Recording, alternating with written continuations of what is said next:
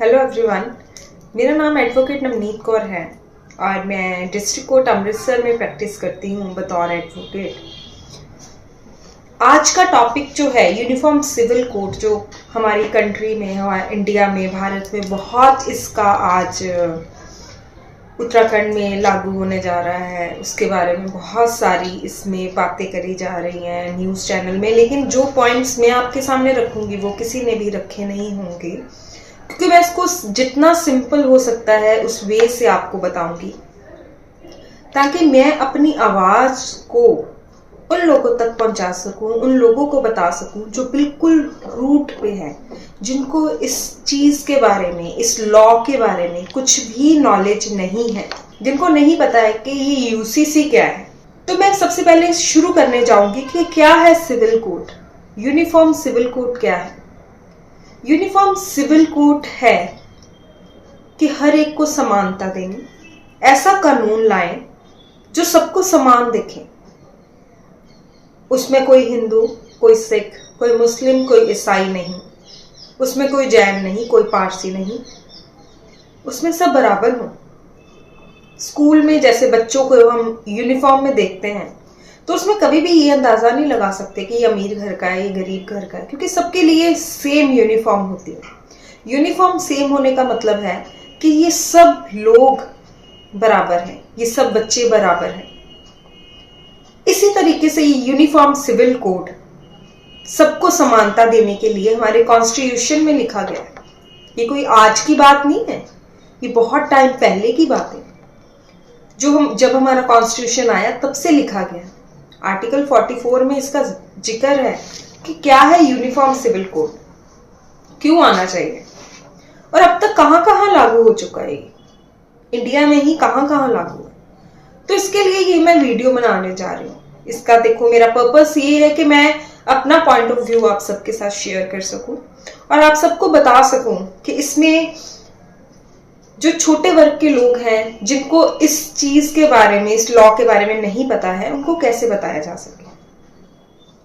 Uniform civil code एक ऐसा uniform law है जिसमें सभी को बराबरी दी जाएगी, जिसमें ये नहीं पूछा जाएगा कि जो हिंदू है उसका रिलीजन क्या कहता है, उसका धर्म क्या कहता है, धर्म के अकॉर्डिंगली नहीं चला जाएगा।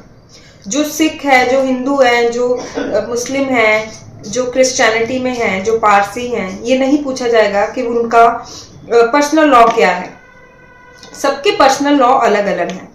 हमारे देश को आज़ाद हुए हुए बहुत साल हो चुके हैं, आज 2024 चल रहा है, और अगर आज भी हम अपनी बहनों का साथ ना दे पाए या अपने भाइयों का साथ ना दे पाए, मैं भाइयों की बात क्यों कर रही हूँ वो भी बताऊंगी, क्योंकि इस लॉ में बहुत सी ऐसी चीजें भी आएंगी जो आपको कानूनी दायरे में आते आते, जैसे आपको कई बार सजा भी हो जाती है, कुछ ऐसे लॉज भी आ रहे हैं जिसमें आपको वो सजा से भी आप बच सकते हो।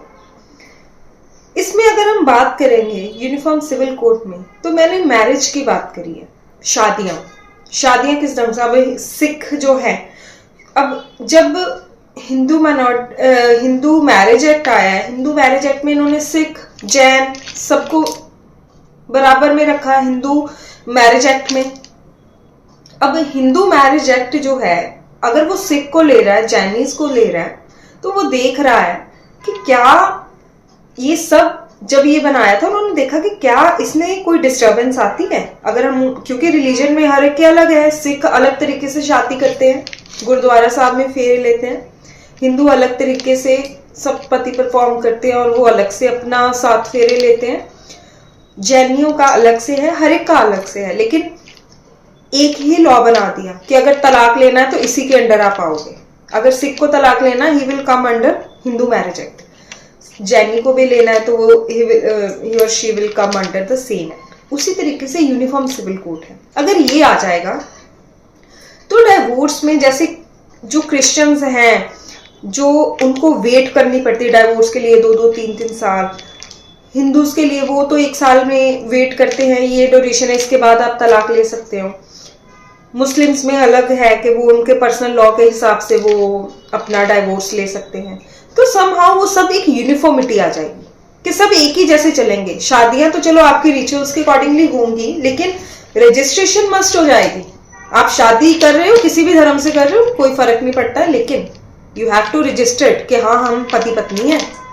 इससे पॉलीगैमी को हम स्टॉप कर पाएंगे। दूसरी बात ये आ जाएगी, रजिस्टर कराने से जो एनआरआईज हैं वो जैसे शादियां करते हैं, और मैं सभी के बारे में बात नहीं कर रही हूँ, लेकिन जिनको मुश्किल आती है तो वो कहीं ना कहीं वो भी स्टॉप हो जाएगा। तो रजिस्ट्रेशन मस्ट हो जाएगी। अगर मस्ट होगी तो वो यूनिफॉर्म सिविल कोड में ही होगी। अभी भी रजिस्ट्रेशन होती है, लेकिन जिसको जरूरत पड़ती है, जिसको बाहर जाना वो करवाता है, या जिसको लगता है कि हाँ मुझे जरूरत है वो रजिस्ट्रेशन कराता है, दूसरा नहीं कराता।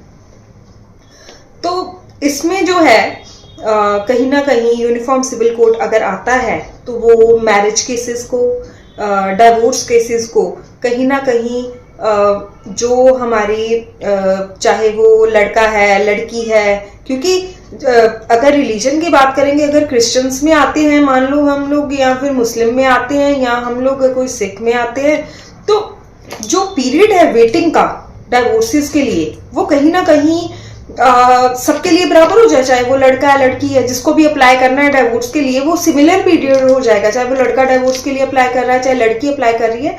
दे नोट उनको कोई भी नीड नहीं है वेट करने की।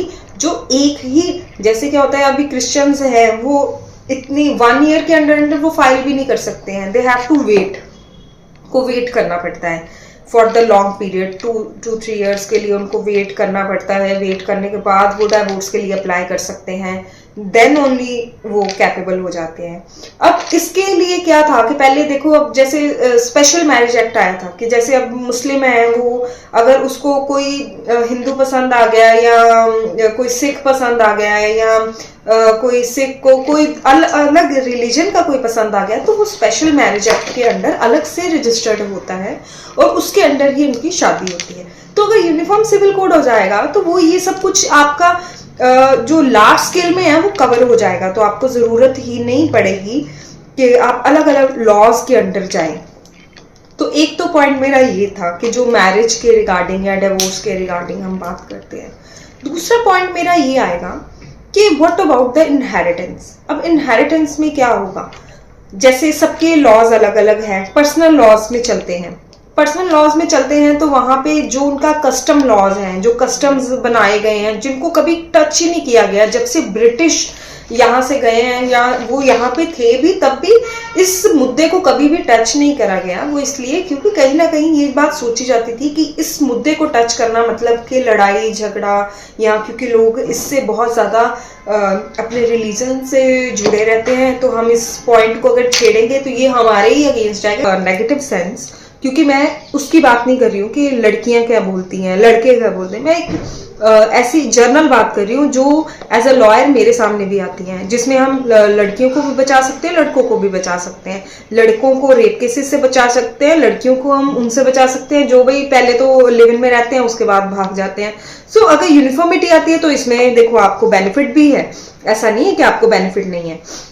अब रजिस्ट्रेशन ऑफ मैरिज, जो बंदा दूसरी तरफ चला जाता है कि भाई हाँ मैं मेरी मैरिज रजिस्टर्ड ही नहीं है, चलो जी कोई बात नहीं, तो ये सब चीजें आ रही हैं, तो इसमें आपको बेनिफिट मिल रहा है। तो इसमें आपको बेनिफिट बहुत अच्छे वे से आपको बेनिफिट मिला है, तो आप इसको देखो कि क्यों मिल रहा है बेनिफिट। अब अगर हम बात करें, बहुत सारी मुस्लिम कंट्रीज हैं, मुस्लिम कंट्रीज ने अगर अपने मुस्लिम होने, धर्म मुस्लिम है, फिर भी वो लोग पॉलीगैमी को स्टॉप कर रहे हैं, तो उसको कहीं ना कहीं हम लोग तो सेकुलर कंट्री में रहते हैं। सेकुलर का मतलब है जहाँ पे अलग अलग धर्म के लोग रहते हैं, अलग अलग जातियों के लोग रहते हैं, तो क्यों ना अगर वो पॉलीगैमी को स्टॉप कर सकते तो हम क्यों नहीं।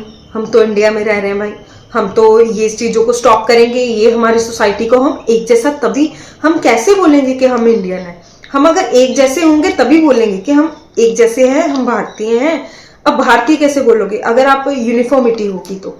अगर आप अभी भी अलग अलग से चलोगे तो कहीं ना कहीं हम लोग फिर वही हो जाता है। हम एक वो आपने मूवी भी देखी थी जिसमें शाहरुख खान ने जब वो हॉकी में चक दे इंडिया में, तो जब वो सब लड़कियों के से पूछता है कि हाँ भाई अपने बारे में इंट्रोडक्शन दो, तो वो बोलते हैं कि yes I am from this state, my name is this and I am from this state वो बोलता है, तो वो सबको पीछे को कर देता है कि नो। और एक लड़की होती है जो बोलती है कि आई एम इंडियन। अब जो बोलती है कि आई एम इंडियन, उसको बोलता है कि yes this is the spirit, you are not from any state, you are not representing any state. तुम अगर तुम किसी रिप्रेजेंट नहीं कर रहे हो ना स्टेट को, उसी तरीके से एक किसी धर्म को भी मत करो आप। अगर आप उसको भी धर्म के लिए, मतलब धर्म के जैसे रूल्स उसको मत लो, यूनिफॉर्मिटी में रहो। फिर आप यूनिफॉर्मिटी में तभी रह पाओगे अगर आप यूनिफॉर्मली चलोगे, लॉज यूनिफॉर्म होंगे तो उसमें कहीं ना कहीं आपको बेनिफिट मिलेगा। तो ये यूनिफॉर्म सिविल कोड जो है वो क्यों मैं ये वीडियो बना रही हूँ, उसका बेनिफिट सिर्फ इसलिए मैं बना रही हूँ क्योंकि इसमें बहुत सारी चीजें इन्वॉल्व है। अब कई वेस्टर्न कंट्रीज हैं जो अपना कल्चर चेंज कर रही हैं, उन्होंने सभी को सेम लॉज में दिया हुआ है। मतलब ऐसा नहीं है कि अगर कोई अमेरिका में गया है तो अमेरिकन के लिए अलग लॉ दिया हुआ है और आप अपने पर्सनल रिलीजन से वहां पे चलते हो, ऐसा तो कुछ नहीं है। आप वहां पे भी जाके आप अपने आप को मोल्ड करते हो, आपकी प्रॉपर्टीज हैं तो जैसे अब उनके प्रॉपर्टीज के उन्होंने यूनिफॉर्मिटी में किया हुआ तो आप वैसे ही चलते हो। तो अगर आप वहां जाके अपने पर्सनल लॉ को छोड़ के और जो उनका लॉ है उसके अकॉर्डिंगली चलते हो, तो व्हाई नॉट इन इंडिया, यहाँ पे भी वैसे ही चलना चाहिए।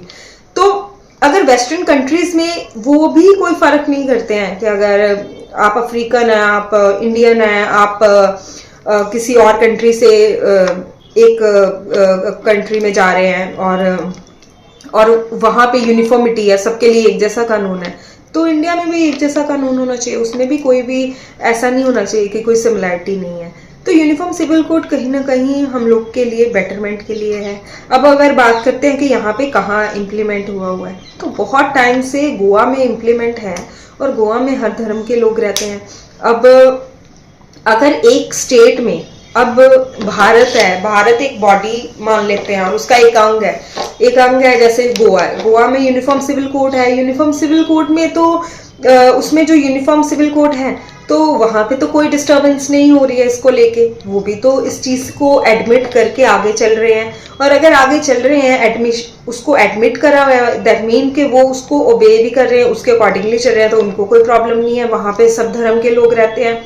अगर उसके आगे चलेंगे, अब अगर हम ये बोले कि भाई अगर मान लो मैं पंजाब से हूँ, तो यहाँ पे भी ऐसा नहीं है कि सिर्फ पंजाब से हूँ या मैं यहाँ पे सिख धर्म के ही रहते हैं, यहाँ पे सिर्फ कोई और धर्म का नहीं रहता। यहाँ पे मुस्लिम भी हैं, क्रिश्चियन भी हैं, सिख भी हैं, ईसाई सब हैं। मतलब आपको बोलोगे तो सभी धर्म के लोग जो हैं वो यहाँ पे रहते हैं। और अगर गोवा जैसी हमारी टेरिटरी में अगर हम सब लोग एक साथ मिलके रह सकते हैं वहां पे, तो व्हाई नॉट अदर प्लेसेस पे क्यों नहीं। अगर वहां के लोग इस चीज को समझ सकते, वहां पे क्योंकि ब्रिटिश राज नहीं था, पोर्टुगीज का राज था, तो उन्होंने तब से इम्प्लीमेंट करा हुआ है, तो यहाँ पे कोई प्रॉब्लम नहीं आई उनको, तो फिर यहाँ पे भी नहीं आएगी। अगर गोवा में नहीं आ रही, वहां पे भी हम जैसे इंडियंस हैं, तो यहाँ पे क्यों नहीं।